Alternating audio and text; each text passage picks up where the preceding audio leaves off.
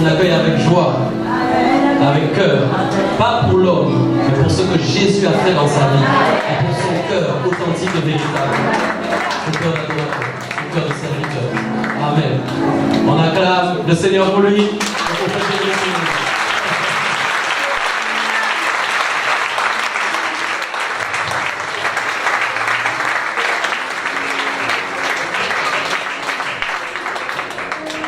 Gloire à Dieu.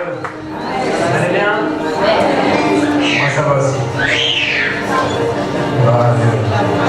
Ça me porte. Alléluia. Alors, j'ai voulu prendre un peu de soleil. Mais c'est lui qui m'a pris en fait. La Bible déclare qu'un jour on va être consumé par le Seigneur. Vous savez, c'est comme le soleil. Si on reste trop longtemps, ça nous consume. Et il y a un moment où sa gloire va nous consumer. C'est pour nous notre espérance, mais c'est aussi pour nous une espérance pour maintenant. Vous pouvez être consumé par la présence de Dieu. Consumé par sa gloire. La présence de Dieu dans votre vie peut devenir de plus en plus forte, au point où vous reflétez sa gloire et de sa présence. Est-ce que c'est possible s'il vous plaît de baisser le piano dans le repos? Merci. Super. Alléluia. Moi aussi je suis béni, pasteur, d'être là, au milieu de vous. Gloire à Dieu. On va prier un moment.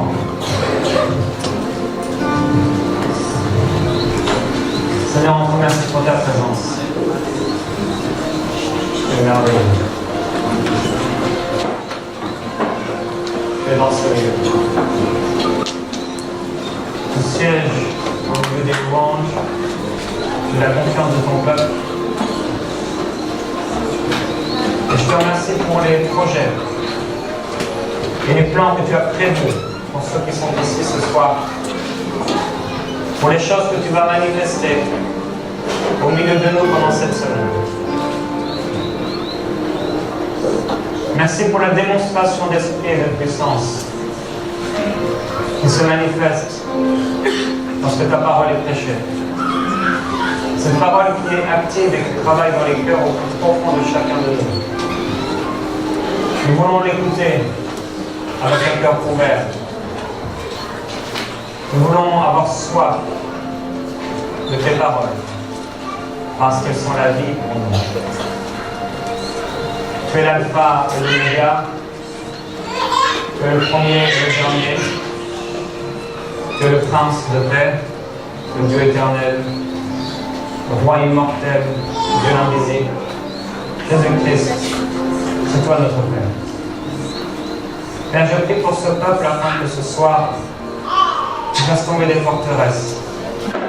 Par le pouvoir que tu as reçu de t'assujettir toutes choses, dans ta parole puissante. Je prie que ta paix puisse remplir les cœurs et les pensées de tous ceux qui luttent avec la peur, de tous ceux qui vivent dans la crainte, de tous ceux qui n'ont jamais fait quelque chose parce qu'ils avaient peur. Merveilleux Saint-Esprit, nous t'accueillons et nous accueillons ton ministère au milieu de nous. Viens, je t'en prie, illuminer les yeux des cœurs de ton peuple. Ouvre notre intelligence afin que nous puissions comprendre ce que nous ne comprenons pas jusqu'ici. Viens nous amener plus loin, s'il te plaît, dans une gloire nouvelle, plus grande que ce que nous avons connu. Je te dis déjà merci pour ta parole et pour les choses que tu vas faire avec ces paroles. Saint-Esprit, nous t'aimons. Nous glorifions ton nom, Jésus-Christ. Tu es merveilleux. Gloire à Dieu. Alléluia. Gloire à Dieu.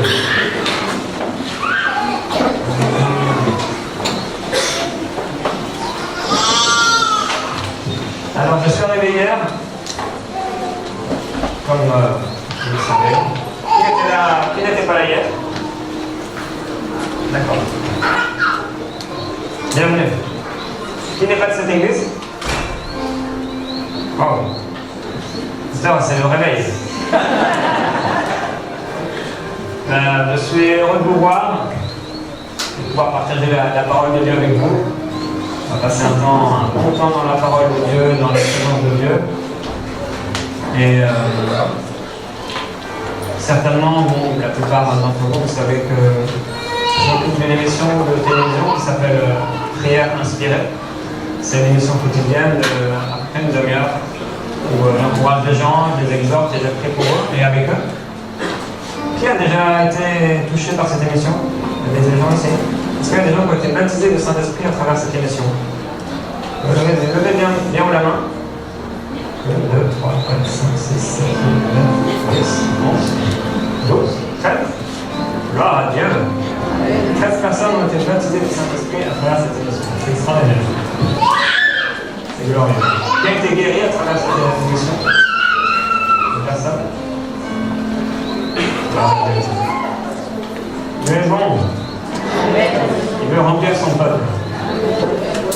Il veut vous consumer à sa présence. Il veut vous fortifier dans votre être intérieur. Dieu m'a révélé un peu ce que c'était d'être fortifié dans son être intérieur. C'est une prière de l'apôtre Paul.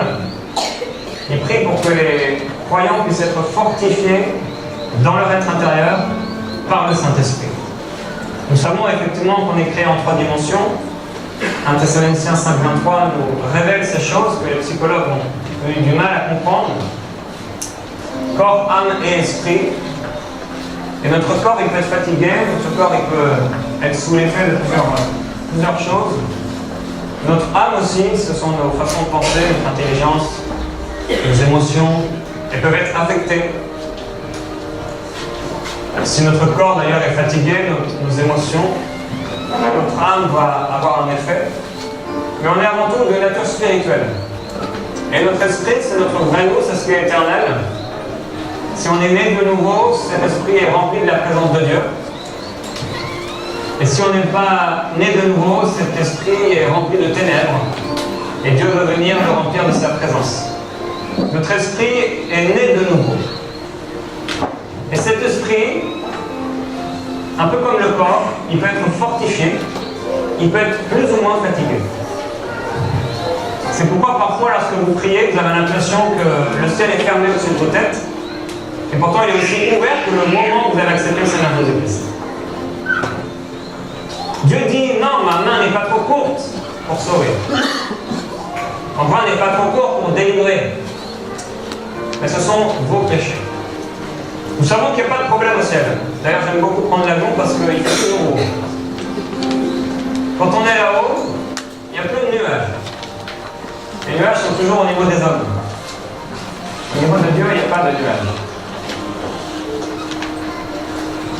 On a besoin de la présence de Dieu. On a besoin d'être rempli du Saint-Esprit. On a besoin d'être fortifié dans notre être intérieur par le Saint-Esprit. C'est une grâce que Dieu peut nous faire et ça devrait être un désir de notre cœur, un désir de votre cœur, que pendant cette soirée, que pendant cette semaine, vous soyez fortifiés dans votre esprit. Vous soyez puissamment fortifiés dans votre cœur. Je sais que plusieurs personnes, quand ils ne connaissent pas trop c'est quoi leur âme, c'est quoi leur esprit, mais petit à petit, Dieu va vous faire comprendre et Dieu nous fait réaliser un peu dans quelle dimension de l'être nous devons marcher. Beaucoup de croyants marchent dans leur homme naturel, physique, ils réfléchissent tout, ils essaient de tout comprendre, sauf qu'on ne peut pas être guéri ou recevoir quelque chose de la part de Dieu par notre propre sagesse ou notre intelligence. On a besoin de recevoir ces choses-là dans la foi. Et la foi est spirituelle.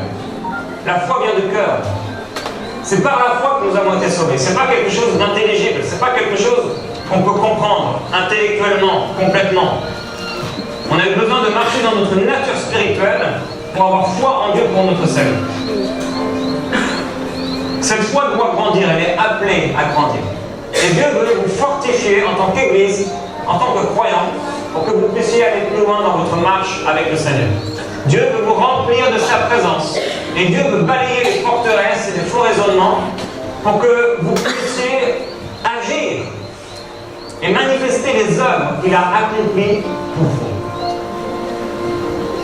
J'ai dit hier qu'on n'a pas à combattre contre Satan.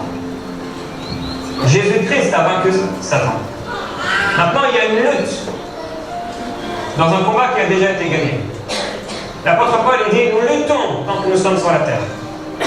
Et un peu partout dans le monde, et dans certaines îles, ou dans certains pays, dans certaines régions, les gens sont parfois omnibulés par le diable.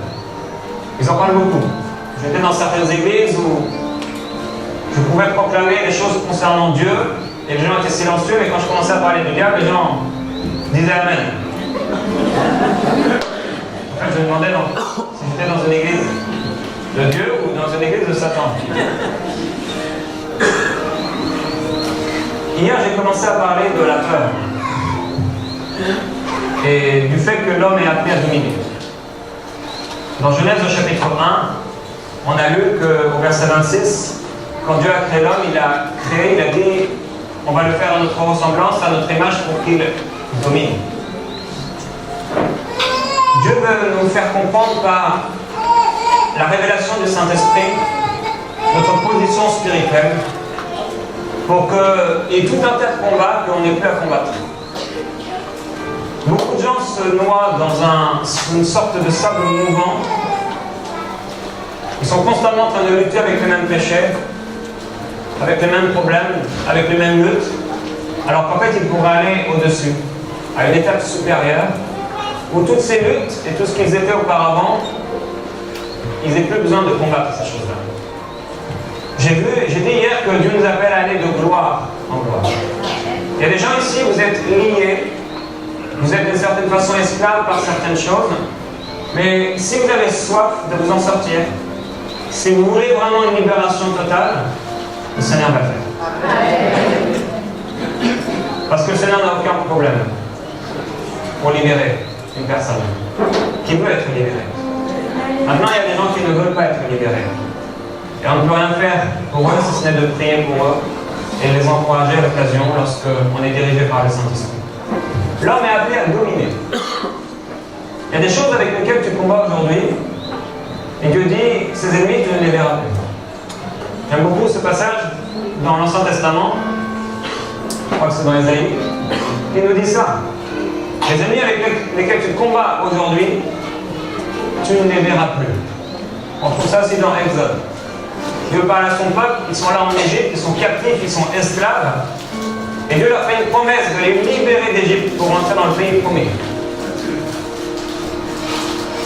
Il leur dit, les ennemis que vous voyez et qui sont derrière vous en train de vous courir après, vous ne les verrez plus. Effectivement, un peu plus tard, la mer s'ouvre en deux, ils passent sur le sol qui est sec, ils marchent, ils traversent l'eau, la mer se referme, et le lendemain, ils voient leurs ennemis morts à la surface de l'eau. Ils continuent, et ils ne les ont plus jamais vus. C'était terminé. Il y a des choses dans ta vie avec lesquelles tu luttes que tu ne verras plus jamais. Parce que le Seigneur va t'ouvrir les yeux pour te faire réaliser que tu n'as pas besoin de vivre avec ces choses-là et que tu en as déjà été libéré. La libération vient par la révélation. La révélation vient par le Saint-Esprit qui vient illuminer les yeux de notre cœur, notre esprit, pour nous révéler des choses que nous ne connaissons pas.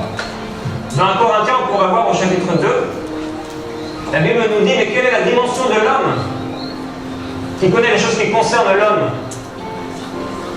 si ce n'est l'esprit de l'homme. Et qui connaît les choses qui concernent Dieu, si ce n'est l'esprit de Dieu. Il y a des choses que votre esprit connaît et que votre tête ne connaît pas.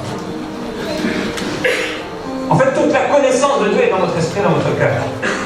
C'est pourquoi il faut vivre et marcher par l'esprit et pas par la chair. Et il faut de plus en plus, et c'est pourquoi on adore le Seigneur, entre autres, et c'est pourquoi on prie en langue, Lorsqu'on veut entrer dans la présence de Dieu, c'est bon de prier en esprit, parce qu'on active notre nature spirituelle et on se sensibilise à la présence de Dieu et à notre nature spirituelle. Jamais dans la parole de Dieu, on a vu Dieu parler à la tête de quelqu'un. Mais Dieu parle au cœur. Dieu parle à l'esprit parce que Dieu est esprit. C'est pourquoi il faut que ceux qui l'adorent en esprit et en vérité. Dieu va vous parler ce soir et pendant cette semaine, il va parler à votre esprit, à votre cœur. C'est pourquoi il faut que votre cœur soit ouvert. Respirez un grand coup. Ayez soif. Croyez. Parce qu'il n'y a rien d'impossible à Dieu. Est-ce que votre esprit désire? Si vous désirez quelque chose dans votre cœur, vous pouvez être assuré que c'est Dieu qui a mis cette chose-là en vous. Et il n'y a rien de ce qui se trouve dans votre cœur que Dieu ne peut pas vous donner. Si Dieu a mis quelque chose dans votre cœur, un rêve, une vision, un appel, un projet, un désir, c'est qu'il veut vous le donner. Parce qu'il n'est pas comme les gens de ce monde, et il est bien meilleur que les pères de ce monde. Si nous lui demandons quelque chose selon sa volonté, il nous l'accorde. Nous pouvons être assurés que si nous demandons quelque chose selon la volonté de Dieu, c'est à nous. C'est pourquoi l'apôtre s'écrit, il dit tout est à vous. Tout est à nous. Tout nous appartient déjà. C'est à nous. L'homme doit dominer. Le croyant doit dominer. Il y a de l'amertume, il y a de la colère, il y a de la jalousie, on en a parlé hier, ces choses disparaissent dans la présence de Dieu. Les peurs disparaissent dans la présence de Dieu. Les addictions disparaissent dans la présence de Dieu. L'esclavage disparaît dans la présence de Dieu. Les mauvais souvenirs, les regrets disparaissent et sont consumés dans la présence de Dieu. Et la présence de Dieu est ici pour libérer. Elle est ici pour glorifier le nom de Jésus-Christ dans ta vie. Pour que ce ne soit plus toi qui vis, mais Christ qui se manifeste à travers toi. Que tu puisses être le reflet de la gloire de Dieu. Christ en vous, c'est l'espérance de la gloire. Il n'y a rien d'impossible. Tout est possible à celui qui croit. L'homme doit dominer. Et on a vu que la peur est née lorsque Adam et Ève ont péché. La peur est le résultat du péché. La peur est la conséquence du péché. J'ai dit que souvent, ceux qui ont peur sont des gens qui pêchent. La peur est souvent le résultat d'un péché particulier. Toutefois, tous les hommes vivent des temps difficiles. Tous les hommes luttent d'une manière ou d'une autre contre la peur. La peur est une émotion ou un sentiment spirituel que nous pouvons dominer. Et ceux qui marchent avec Dieu feront face à la peur tôt ou tard. Cependant, Dieu nous a donné, légué la victoire contre la peur. Adam et Ève ont eu peur. Et la première chose qu'a fait Adam après avoir péché, après avoir eu peur, c'est qu'il s'est caché de la présence de Dieu. Les gens qui pêchent s'éloignent de Dieu. Ils quittent la main de celui qui pouvait les délivrer. Ils s'éloignent de la seule personne qui pouvait les libérer. Et je prie que ce ne soit pas votre cas, mais que vous puissiez jusqu'au bout garder votre foi. Tenir la main de celui qui vous a sauvé. Allez jusqu'au bout et persévérer. Cette peur a amené Adam à se cacher de la présence de Dieu. Et on a parlé de Caïn qui n'a pas compris le fonctionnement de Dieu. Cet homme a voulu adorer Dieu selon sa façon de faire. Les gens se posent la question, mais pourquoi Dieu a rejeté son offrande? j'en ai un peu parlé hier, mais c'est parce que Caïn a voulu servir Dieu comme il l'entendait, selon ses pensées. Il a voulu servir Dieu comme il le voulait. Mais on sert Dieu comme Dieu le veut. C'est lui qui nous dirige. C'est lui qui nous parle. C'est lui qui met les impulsions du Saint-Esprit en nous. C'est extraordinaire d'être né de nouveau. C'est extraordinaire d'avoir été sauvé. Et je sais que plusieurs parmi vous doutez de votre salut. Vous êtes attaqués par rapport à ça. Et j'ai un ami là qui est en ce moment à l'île de la Réunion. Et là-bas, il a vécu dans les mêmes situations. Beaucoup de gens qui luttaient par rapport à leur salut. Plusieurs personnes, vous avez peur de perdre votre salut. Beaucoup, vous avez peur de Dieu. Et vous avez un sentiment de condamnation par rapport à Dieu. Souvent, vous vous sentez condamné. Souvent, vous vous sentez comme si Dieu, comme si le Seigneur avait un problème avec vous. Comme si vous n'aviez pas fait quelque chose de bien. Comme si vous n'aviez jamais assez prié.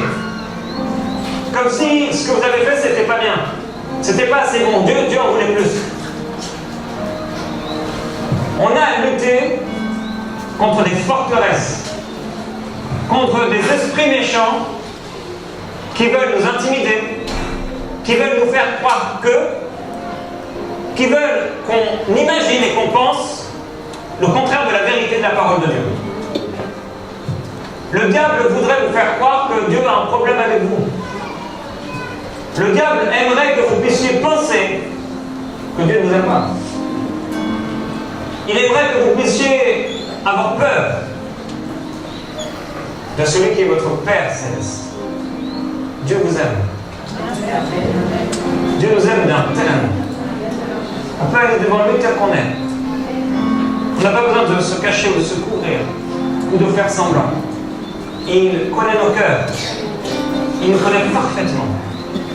Et il nous aime parfaitement. On est tellement précieux à ses yeux. Et plus nous connaissons son amour, plus nous sommes forts.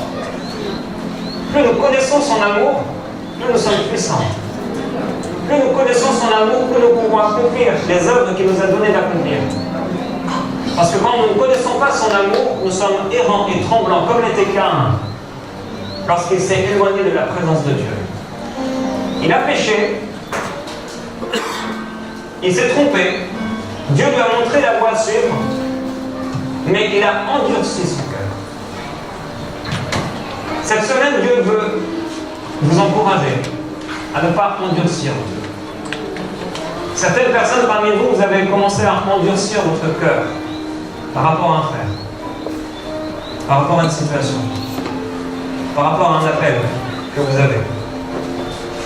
Et Dieu dit, n'endurcissez pas votre cœur. Ne résistez pas au Saint-Esprit. Le Saint-Esprit, ça devrait être notre meilleur ami. Il est toujours là avec nous. Il va être jusqu'au bout avec vous, dans votre cœur. Non seulement maintenant il est avec nous, mais il est en vous. C'est pourquoi le Seigneur Jésus a parlé du Saint-Esprit de manière particulière, et l'apôtre a dit, n'attristez pas le Saint-Esprit, par lequel vous avez été scellés pour le jour de la rédemption. Le Saint-Esprit est une personne réelle, vivante.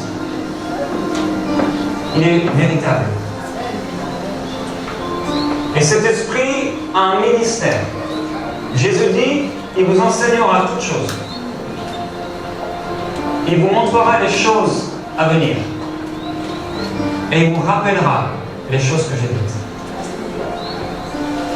Le Saint-Esprit a un ministère d'enseignement, de rappel. Il vient au moment où on a besoin de nous rappeler les paroles de Jésus. Quand vous êtes dans la journée en train de vaquer à vos activités, il y a un verset qui monte dans votre esprit, c'est le Saint-Esprit. On vous l'a donné. Vraiment. C'est le Saint-Esprit qui l'a fait. Nous sommes appelés à être dirigés par le Saint-Esprit, puisqu'il dit que les enfants de Dieu sont conduits par l'Esprit de Dieu. Ce sont les fils de Dieu qui sont conduits, dirigés par le Saint-Esprit. Vous avez une grâce, nous avons une grâce d'être dirigés par le Saint-Esprit dans notre vie quotidienne. Il peut nous diriger. Il dit, il vous montrera montrera les choses à venir. Ces choses à venir ne concernent pas l'Apocalypse. Ça a déjà été écrit. Le Saint-Esprit veut vous montrer qu'est-ce qui va se passer dans quelques semaines pour vous. Il veut vous montrer qu'est-ce qui va se passer dans quelques mois. Il veut préparer votre cœur à ce qui vient. Je me souviens un jour, j'étais dans mon église locale à Paris et il y a une femme qui était revenue de mission que je ne connaissais pas. Elle avait été dans cette église des mois auparavant, avant que j'y sois moi-même. Et elle décrivait le ministère qu'elle avait auprès de certaines personnes dans un hôpital. Combien Dieu s'était manifesté, c'était extraordinaire, les gens étaient bénis, les gens étaient touchés. Et avant cela, j'étais au dernier rang dans la salle.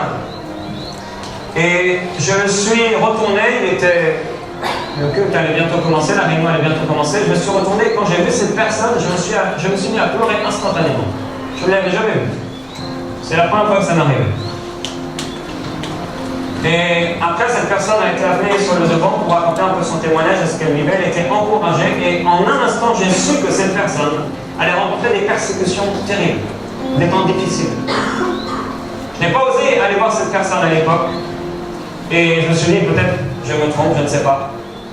Mais en même temps, je savais en moi-même qu'elle allait passer par des temps très difficiles.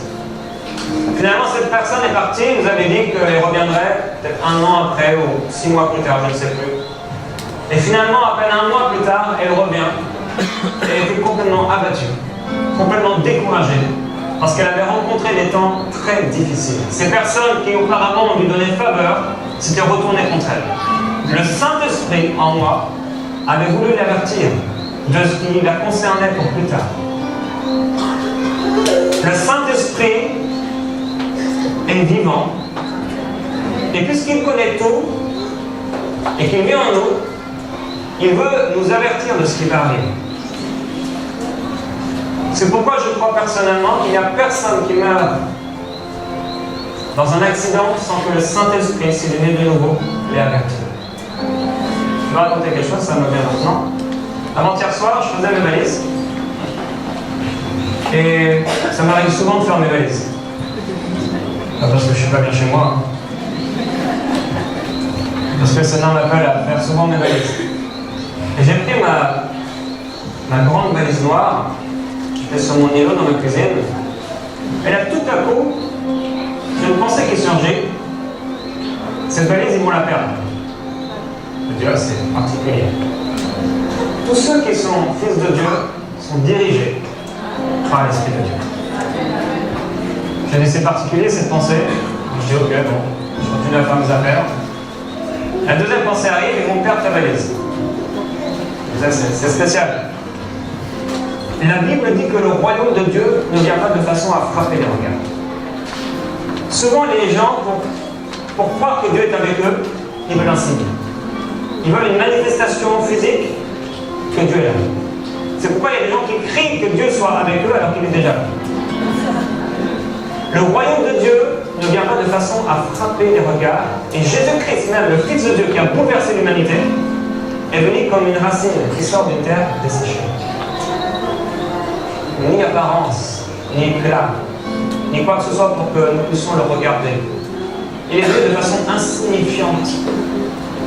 Tellement insignifiant que tous les chefs religieux de l'époque n'ont su le reconnaître.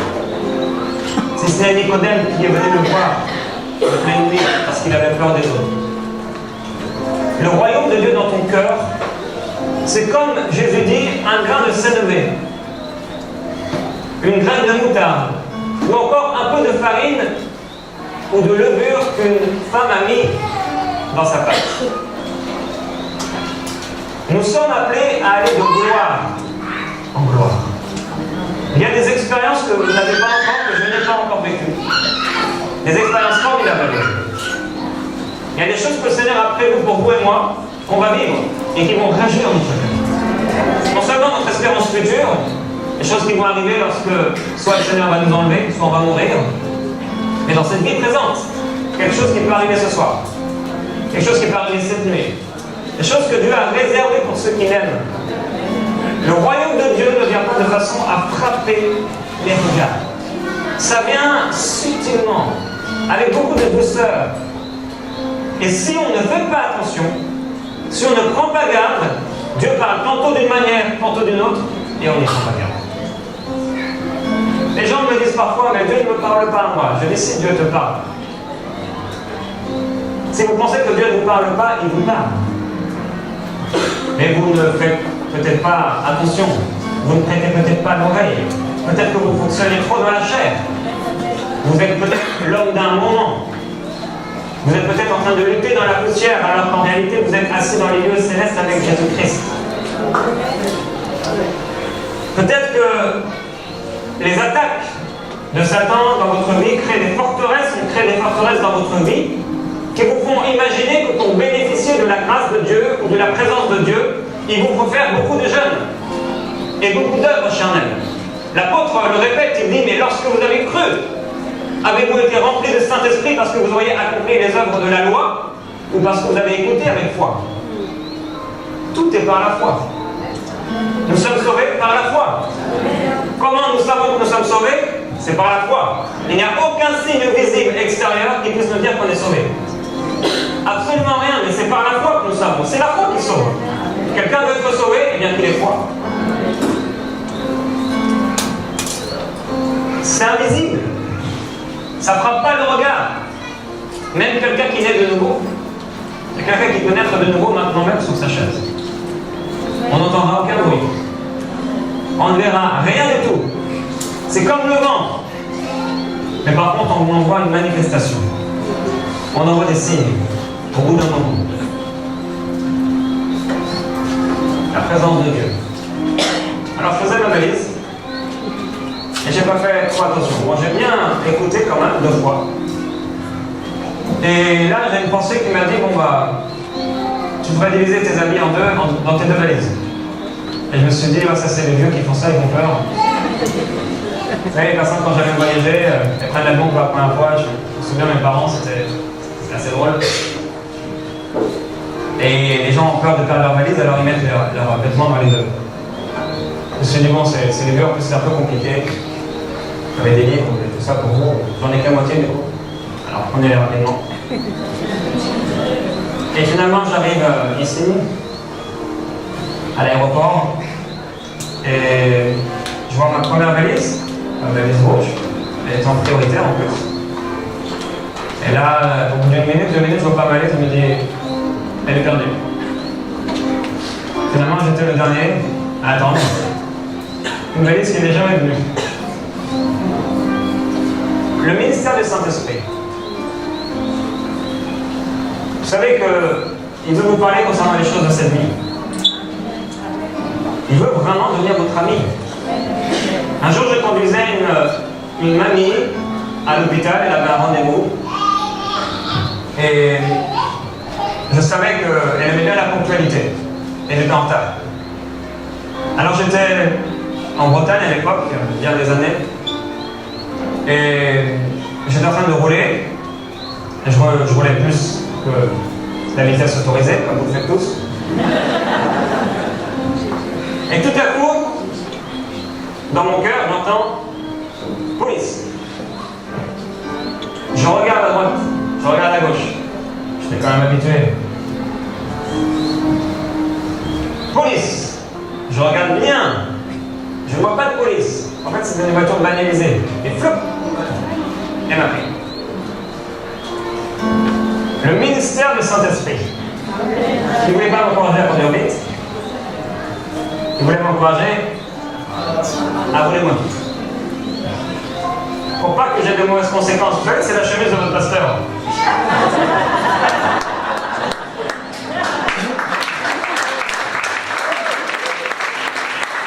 Vous comprenez pourquoi j'aurais voulu la mienne? C'est les chaussures de votre pasteur. Je ne vous dirai pas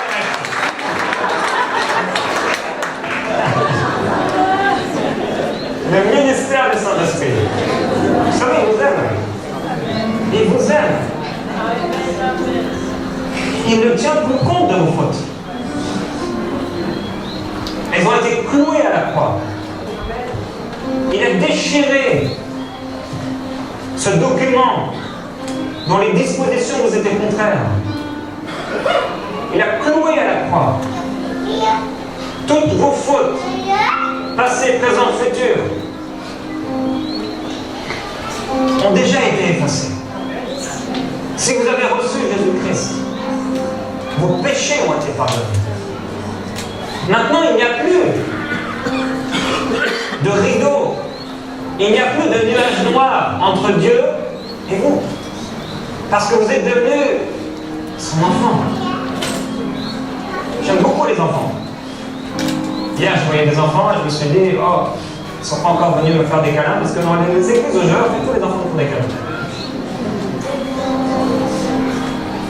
Ou des accolades, comme on dit ici, au Québécois. Et là, en arrivant tout à l'heure, à peine arrivé, il y a deux petits enfants qui me courent dans les bras. Pourquoi? La présence de Dieu? Je ne sais pas. Amen. J'aime les enfants. On est les enfants de Dieu. Le fils prodigue, c'était quand même quelqu'un de très méchant. Il a enterré son père avant l'heure. Donne-moi l'héritage qui me revient. Ça, c'est enterrer son père avant l'heure. Il a tout dilapidé. Il a fait n'importe quoi. Et finalement, quand il était vraiment au bout du rouleau, c'est là qu'il va vers son père. Et on voit le Père. Et bien sûr, c'est Jésus qui nous en parle. Pourquoi? Pour nous montrer le cœur de notre Père Céleste. Il le voit de loin. Pourquoi? Parce qu'il l'attendait. Il était dans l'espérance. L'amour croit tout. L'amour espère tout. L'amour supporte tout. Et Dieu est amour. Dieu est amour et il supporte tout de toi. Il est patient avec toi, avec moi. Il croit tout, il espère tout de toi. Dieu a beaucoup plus foi en toi que toi en toi. Ou même que toi en lui. Les gens, parfois, je dis, quand j'annonce l'évangile dans la rue, les gens disent, mais moi je ne crois pas en Dieu. Je dis, oui, mais Dieu croit en nous.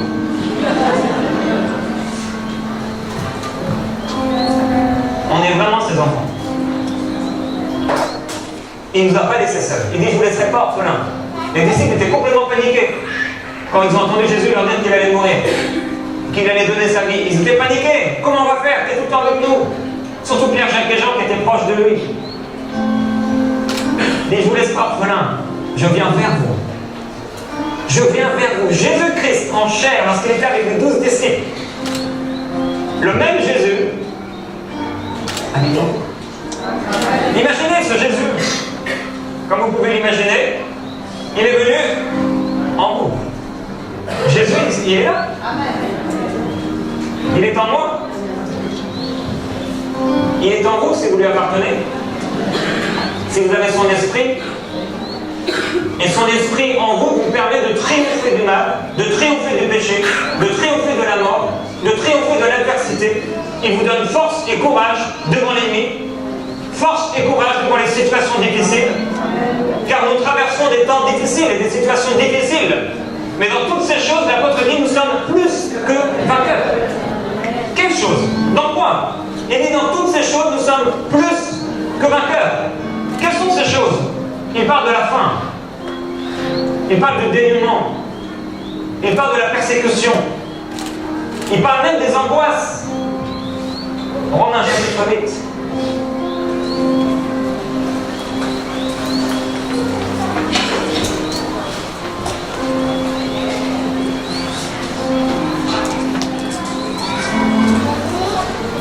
Verset 35. Il dit, qui nous séparera de l'amour de Christ? Le diable veut vous séparer de l'amour de Christ. Même les gens veulent vous séparer de l'amour de Christ. Il y a des gens qui sont en couple avec des non-croyants, et parfois les non-croyants sont jaloux. Parce que la personne croyante aime Dieu plus que vous. Qui nous séparera de l'amour de Christ? La tribulation, ou l'angoisse, ou la persécution, ou la faim, ou le dénuement, ou le péril, ou l'épée. Et il dit, mais dans toutes ces choses, nous sommes plus que vainqueurs par celui qui nous a aimés. Ça veut dire que nous sommes plus que vainqueurs même dans la tribulation. Nous sommes plus que vainqueurs même dans l'angoisse. C'est quoi l'angoisse? La Bible dit que Jésus à Gethsémani, son âme fut angoissée. Ça veut dire qu'il y avait toutes des oppressions spirituelles autour de lui Il y avait aussi, il savait, par le ministère du Saint-Esprit en lui, ce qui arrivait devant lui. Et il a été angoissé, son âme a été angoissée. Mais dans la prière, il a été fortifié par la puissance de Dieu et des anges l'ont servi. Lorsque nous sommes attaqués par l'angoisse, la solution, c'est de se mettre à genoux et de commencer à crier à Dieu. Parfois, on va déclarer la parole de Dieu. Souvent, nous allons nous mettre à genoux et prier au moment le plus difficile, au moment où on a le moins envie de prier, au moment où on a l'impression que Dieu est le plus loin de nous. C'est justement à ce moment-là, quand l'angoisse nous saisit, qu'il nous faut prier. Quand la crainte essaie de venir, de se lever contre toi, la Bible dit que quand l'ennemi viendrait devant toi comme un fleuve, l'Esprit de l'Éternel le mettrait en fuite.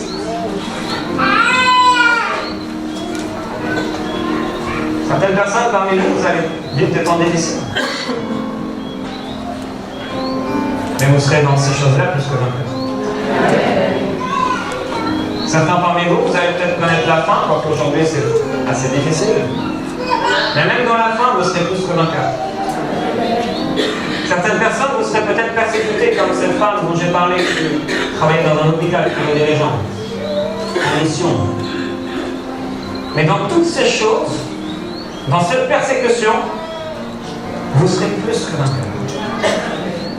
Plus que vainqueurs par celui qui vous a aimé. Plus que vainqueurs par le ministère du Saint-Esprit en vous. La peur, on y fait, tout se passe. Maintenant, comment on va se positionner face à la peur? Quelle va être la conséquence de cette attaque? Parce que la peur, c'est une attaque qui vient vers vous pour vous intimider, pour vous arrêter, ou encore plus pour vous faire demi-tour. Il y a des gens qui ne se marient jamais parce qu'ils ont peur. Des gens qui n'ont pas d'enfants parce qu'ils ont peur. Des gens qui ne voyagent pas parce qu'ils ont peur. Des gens qui ne créent pas d'entreprise parce qu'ils ont peur. Des gens qui ne commencent pas de ministère parce qu'ils ont peur. Qui ne commencent pas de groupe de maison parce qu'ils ont peur. Maintenant, c'est quelle va être notre position face à la peur? Comment on va réagir? Qu'est-ce qu'on va faire? Qu'est-ce qu'on va choisir? Dieu a dit à Caïn, alors qu'il était jaloux de son frère qui n'avait rien fait de mal, il a dit les désirs du péché se tournent vers toi. La peur et le péché, leurs désirs se tournent, se dressent vers vous. La peur est un sentiment soit naturel, soit spirituel, ça se dresse vers vous. Vous avez tous certainement vécu des oppressions spirituelles. Quand c'est très très lourd, c'est chargé spirituellement très très bizarre.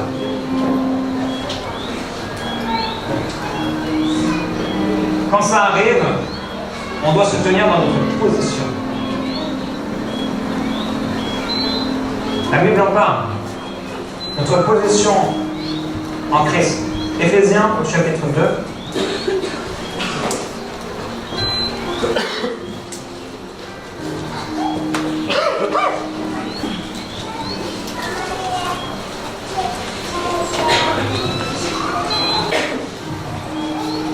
Il est écrit au verset 1. Pour vous, vous étiez morts par vos fautes et par vos péchés, dans lesquels vous marchiez autrefois, selon le prince de la puissance de l'air, le cours de ce monde, selon cet esprit qui agit maintenant dans les fils de la rébellion. Nous tous aussi, nous étions de leur nombre et nous nous conduisions autrefois selon nos convoitises charnelles. Nous exécutions les volontés de notre chair et de nos pensées, et nous étions par nature des enfants de colère, comme les autres. Quand quelqu'un ne marche pas avec Dieu, ici il parle de mort, de faute, de péché, de rébellion, de convoitise charnelle et de colère. Ces choses sont les fruits de quelqu'un qui ne marche pas avec Dieu. La mort, les fautes, le péché, la rébellion, la convoitise charnelle et la colère. Il dit, mais Dieu est riche en miséricorde. Et à cause du grand amour dont il nous a aimés, nous qui étions morts par nos fautes, il nous a rendus à la vie avec le Christ. C'est par grâce que vous êtes sauvés. Il nous a ressuscités ensemble. Et il nous a fait asseoir ensemble dans les lieux célestes avec Jésus-Christ. Ou en Jésus-Christ. Afin de montrer dans les siècles à venir la richesse surabondante de sa grâce envers nous qui croyons. C'est ce que Dieu veut faire à travers nous et dans nos vies.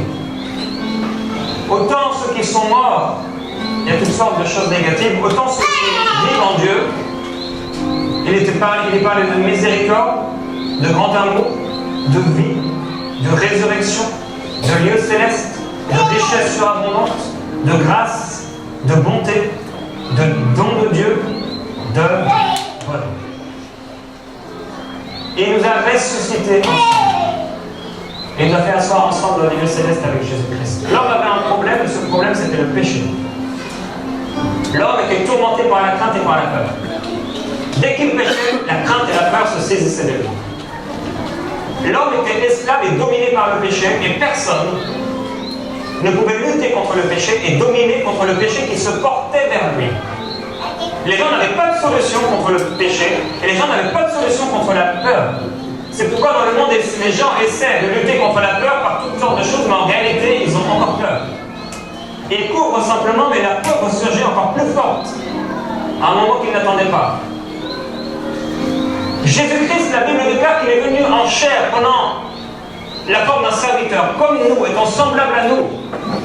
Et il a fait face aux mêmes tentations, aux mêmes difficultés, à la peur qui était la nôtre. Et la Bible déclare que lorsqu'il est mort et qu'il est ressuscité le 3e jour, lorsqu'il est sorti du tombeau et qu'il a été vu par les disciples, puis par les apôtres, puis par 500 frères à la fois, Dieu a condamné le péché dans la chair,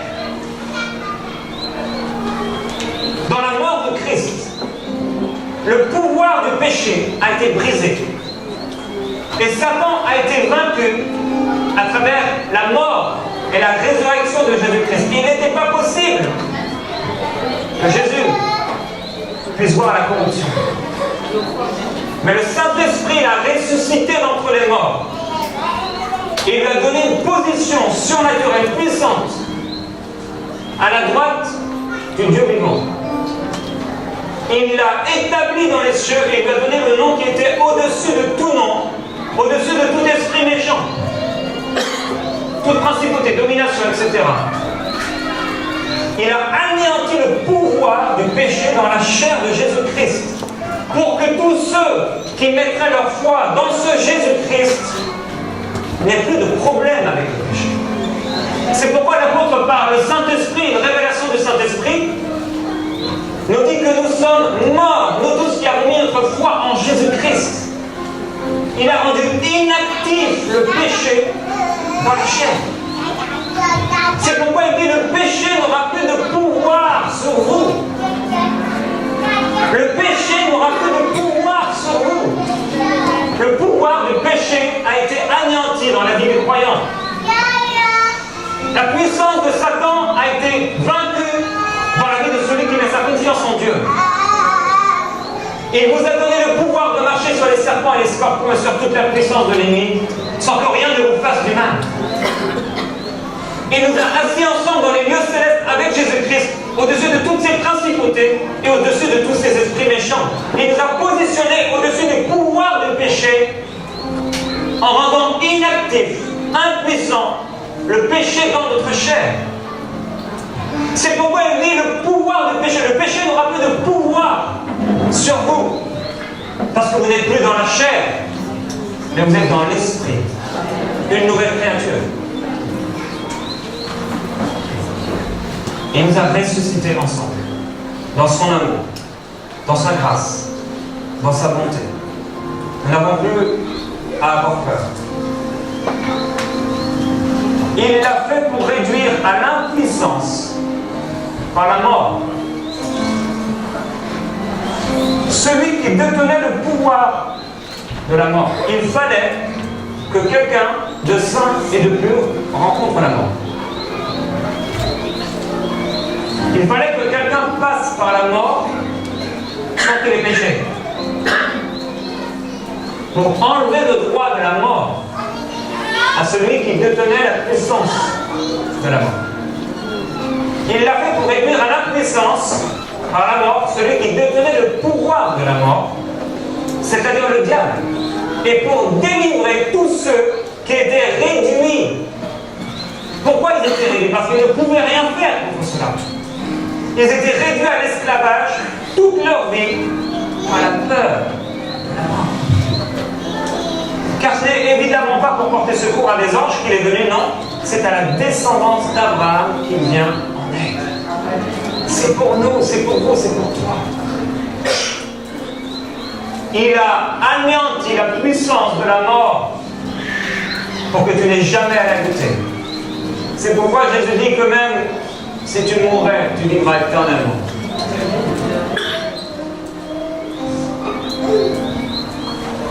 Nous n'allons mourir qu'une fraction de seconde.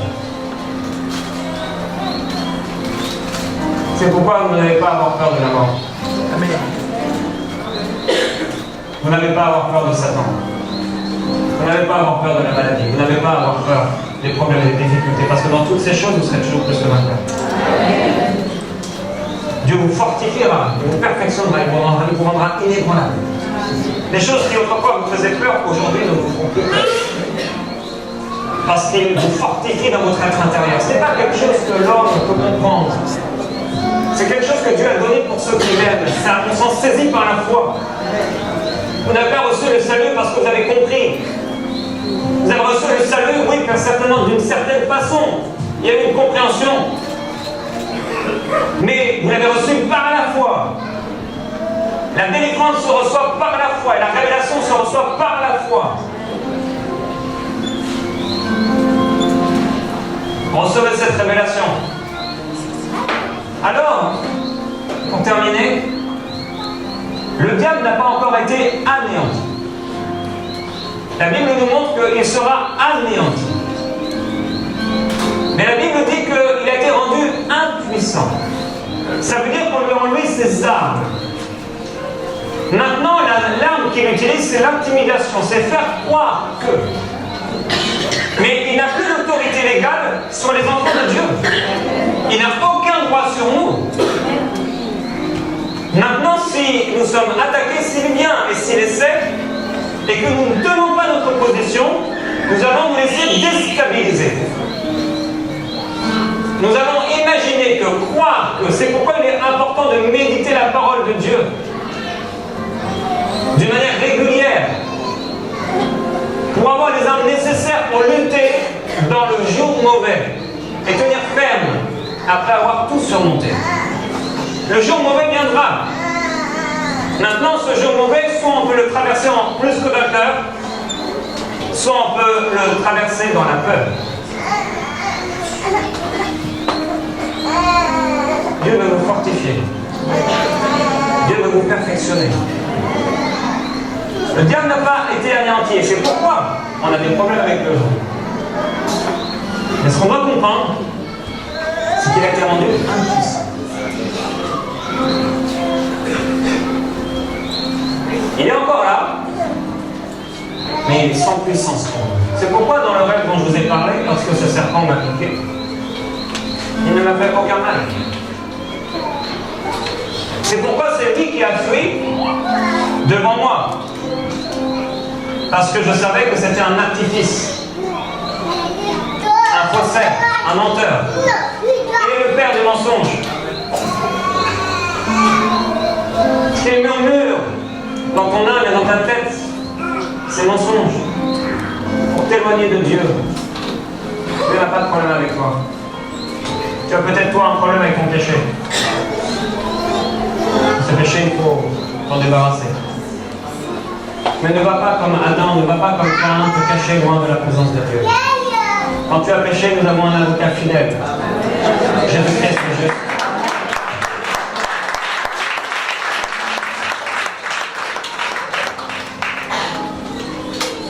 N'endurcissez pas votre cœur.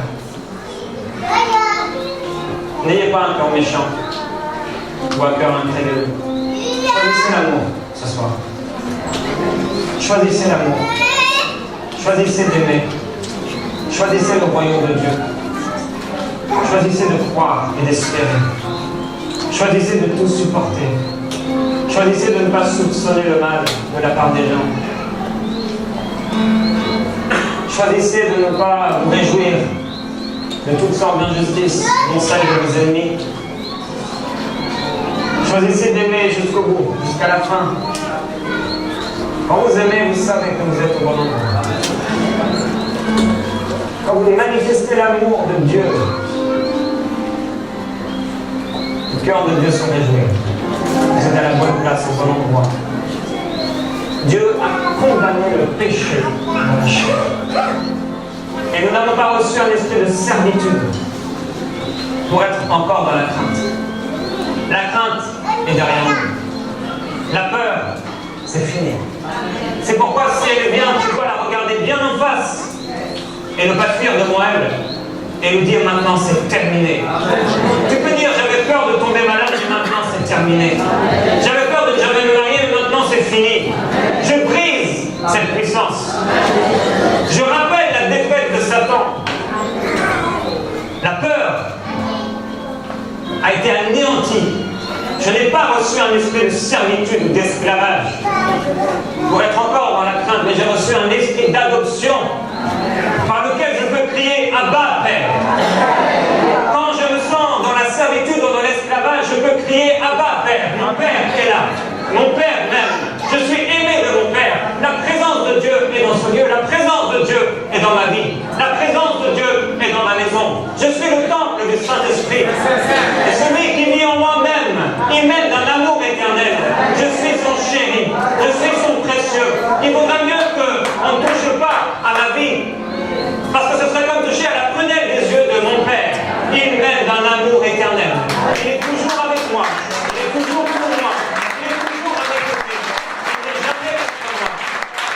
Toujours en ma faveur. Tout est grâce et tout est beauté en lui. Tout est amour et tout est vérité. Tout est loyauté et justice. Tout est rédemption en lui. Il m'a tout donné pleinement et j'ai tout pleinement en Jésus-Christ. Je suis béni de toute bénédiction spirituelle dans les lieux célestes en Jésus-Christ. Il m'a béni comme son fils premier-né. Il m'a béni, je suis la tête et non la queue. Je suis en haut et non en bas. Non par ma propre piété, mais par ce qu'il a accompli à la croix. Il m'a gracié, je suis favorisé. Je vis dans la grâce de Dieu très haut. Il ne tient plus compte de mes fautes. Il m'a pardonné, il m'a justifié, il m'a aimé et dans son amour, il a tout effacé. J'ai fait alliance avec lui. C'est lui qui m'a cherché, c'est lui qui m'a appelé. Et puis je rendais mon peuple jaloux d'un peuple qui ne m'a même pas cherché. Il m'a cherché pendant que je ne le cherchais pas. Il m'a aimé alors que je ne l'aimais pas. Il est venu me chercher alors que je ne le cherchais pas. À combien plus forte raison il viendra te chercher ce soir? Il viendra te chercher pour que tu puisses être embrasé, consumé par lui, consumé par son amour, consumé par sa présence. Il veut vous remplir de Saint-Esprit et on écoute Dieu. Il va venir nous remplir pendant cette semaine. Il va venir triompher, faire des choses extraordinaires à travers nous, à travers ces temps. Il va se glorifier. Il va guérir au milieu de nous, il va libérer. Je glorifie son nom. Sa parole est véritable, elle est puissante. Elle est glorieuse. Amen. Si aujourd'hui vous voulez avoir la force de résister contre la peur, vous avez pris des choix à cause de la peur dans votre vie, et vous voulez que ça cesse, positionnez-vous maintenant. Je veux prier pour vous. Père, nous avons proclamé ta parole. Merci. Parce qu'elle n'est pas un mensonge. Merci. Parce que tu aimes ton nom. Je veux déclarer en ton nom qu'ils sont puissamment fortifiés dans leur être intérieur. Et que lorsque la peur viendra à nouveau, lorsque les désirs du péché se porteront vers eux, ils seront sensibles à la voix du bon berger, au ministère du Saint-Esprit en eux, pour faire face au péché, à ses désirs, à la peur, à la honte. Glorieux Jésus-Christ, je te remercie d'avoir tout accompli. Saint-Esprit, je te demande s'il te plaît de toucher ton peuple. Remplis-les de ta présence. Viens illuminer les yeux de leur cœur encore. Leur apporter tes révélations. Ta force. On te glorifie. Merveilleux Jésus-Christ. Est-ce qu'il y a quelqu'un qui a un strabisme aux yeux?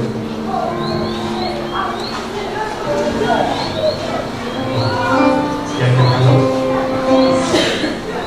Je prie pour vous, parce que le Seigneur m'a dit que il y a ce problème, et s'il me l'a dit, c'est qu'il me guérit. Est-ce que vous pouvez mettre vos mains sur vos yeux? Au nom de Jésus-Christ maintenant,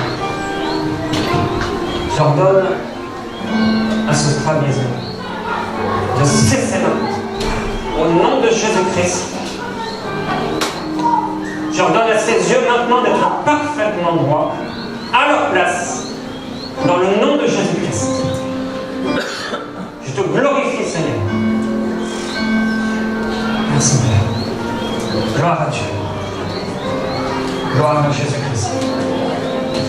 Alléluia. S'il vous plaît, regardez votre voisin. Gloire à Jésus-Christ.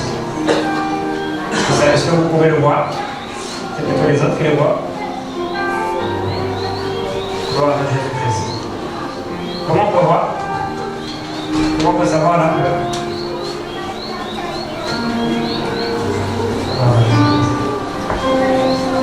Voilà. Gloire à Dieu. Croyez que vous avez reçu. Merci. Merci Seigneur Jésus-Christ. Gloire à Jésus-Christ. Il y a une personne qui est allergique au pollen. C'est bon? Il y a quelqu'un d'autre? Deux personnes. Je me souviens, j'étais dans ma ville. Il y avait un monsieur qui me mettait des cendres dans ma voiture tout le temps. Et un jour, je vais voir, il me dit qu'il a des gros problèmes avec ses allergies au pollen. Il me dit souvent, je peux prier pour vous. Je prie pour lui, il n'a plus jamais été allergique. Je n'ai rien senti. Le royaume de Dieu, parfois on ne sent pas. Mais il était sans. Je prie pour vous, Père, je te remercie. Parce que tu es le Dieu qui guérit. Je déclare maintenant la délivrance de cette allergie au nom de Jésus-Christ. Je déclare que ce pollen, maintenant, ne provoquera plus aucun problème dans le corps de ces personnes. Au nom de Jésus-Christ. Gloire à Dieu. Il y a une personne qui fait de l'anémie. À vrai dire, je ne sais même pas trop ce que c'est. Je crois que c'est un problème avec le sang.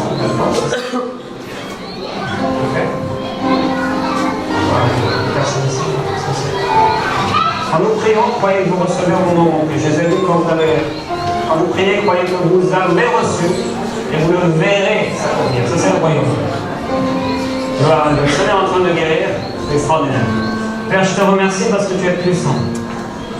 Je prie maintenant pour ces personnes et au nom de Jésus-Christ, je me dresse contre toute anémie en nous. Toute porte est fermée maintenant au nom de Jésus-Christ. Cette anémie disparaît maintenant. Je déclare ta force, Seigneur, en eux. Ta puissance en eux. Aucun manque en eux. Ta parole déclare que nous avons tout reçu. Tous les dons dont nous avons besoin jusqu'à ton avènement. Maintenant, au nom de Jésus-Christ, c'est terminé. Cette anémie disparaît maintenant même. Au nom de Jésus-Christ. Gloire à Dieu. prie aussi pour les personnes qui ont des problèmes intimes. Alors, Jésus-Christ. Si vous avez des problèmes personnels, je prie pour vous, Père. Je prie au nom de Jésus-Christ pour ce problème intime. Merci. Parce que tu le guéris.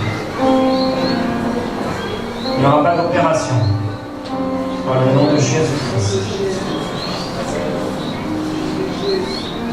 Problème maintenant du côlon disparaît au nom de Jésus-Christ. Toi qui es là, je crois que c'est un frère, reçois ta guérison maintenant au nom de Jésus-Christ. Gloire à Dieu. Alléluia. Merci Seigneur. Merci Seigneur. Alléluia. Merci Seigneur Jésus-Christ. Tu es merveilleux. Commence à glorifier le Seigneur. Personne qui a des peaux sèches, la main, vous avez souvent le problème de peau, la peau sèche. Vous pouvez mettre votre main sur l'autre, prendre vos mains, c'est les deux mains ensemble. Père, je te remercie parce que tu guérissais les lépreux. Et aujourd'hui, Père, il ne s'agit que d'une peau sèche. Mais par tes mains précieuses, nous avons été guéris. Au nom de Jésus-Christ, maintenant, oh, je te déclare assaini et purifié dans le nom de Jésus-Christ. Gloire à Jésus-Christ. Seigneur, merci.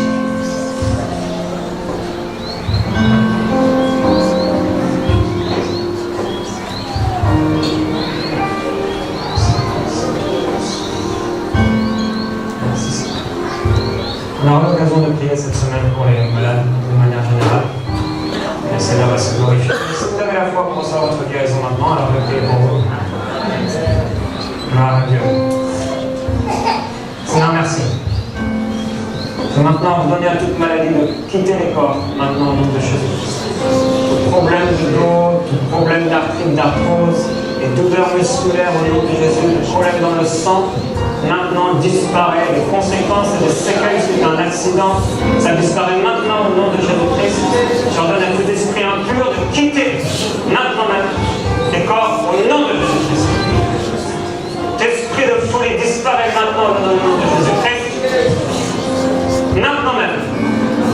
L'esprit de dépression maintenant, ça disparaît au nom de Jésus-Christ. Maintenant. Le joug est brisé. Maintenant même. Toujours est brisé. Dans le nom de Jésus-Christ. Alléluia. Gloire à Jésus-Christ. Personne qui a des saignements de nez maintenant, ça quitte, ça cesse. Dans le nom de Jésus-Christ. Recevez maintenant la guérison. Alléluia. Personne qui a du mal à respirer, problème d'asthme. Maintenant, ça disparaît. Ça cesse maintenant au nom de Jésus-Christ. Commence à respirer profondément. Alléluia. Gloire à toi, Seigneur. Tu es plus que vainqueur. Tu nous as fait triompher. Et tu nous feras toujours triompher en Jésus-Christ. On te glorifie, Seigneur. Parce que tu as anéanti la puissance de l'ennemi.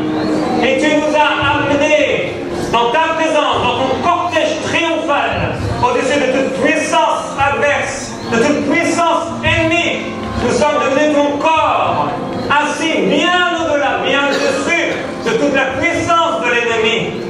Je te glorifie, Seigneur, je t'aime. Je te remercie de la grâce d'avoir pu apporter ta parole ce soir. Tu es merveilleux, Jésus-Christ. Amen. Gloire à Dieu.